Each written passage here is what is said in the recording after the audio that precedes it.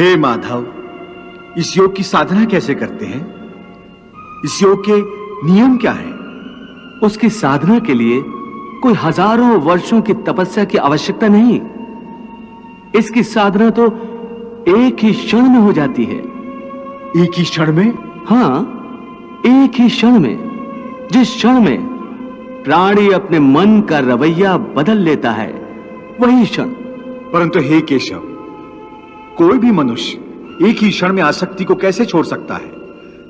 जब वो कर्म करता है तो उसके फल की आसक्ति तो उसके कर्म का हिस्सा होती है, जिसके अंतर्गत फल पाने की इच्छा से ही कर्म करता है।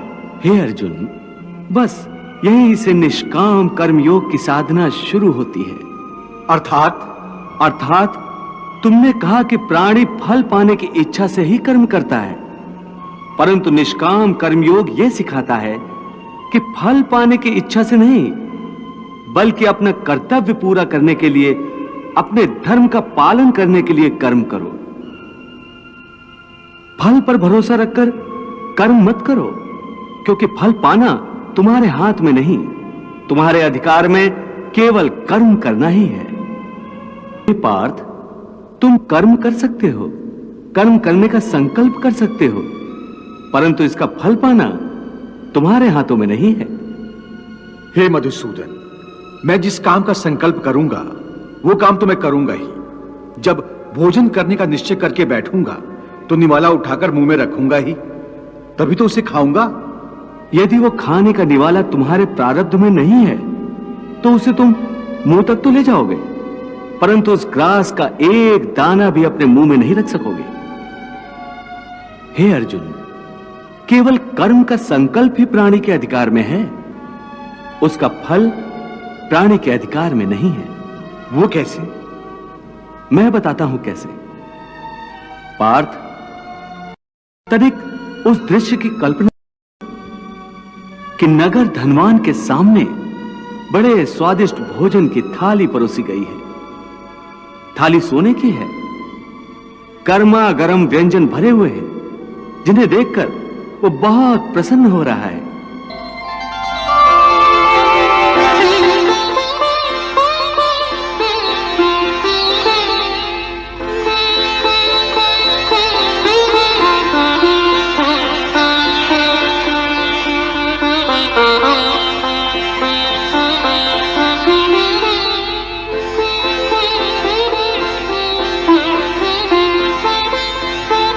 वो बड़ी प्रसन्नता से पहला निवाला उठाता है।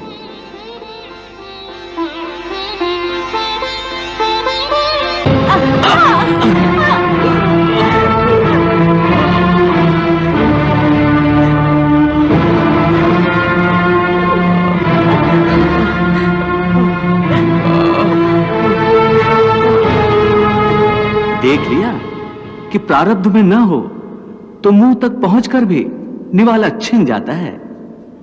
परंतु हे अर्जुन, इस उदाहरण का यह अर्थ भी नहीं है कि तुम सब कुछ प्रारब्ध पर छोड़कर स्वयं अकर्मण्य हो जाओ। याद रखो, मैंने कहा है, मां कर्म फल हेतुर्भुः माते संगोस्तु कर्मणि। वाह प्रभु वाह।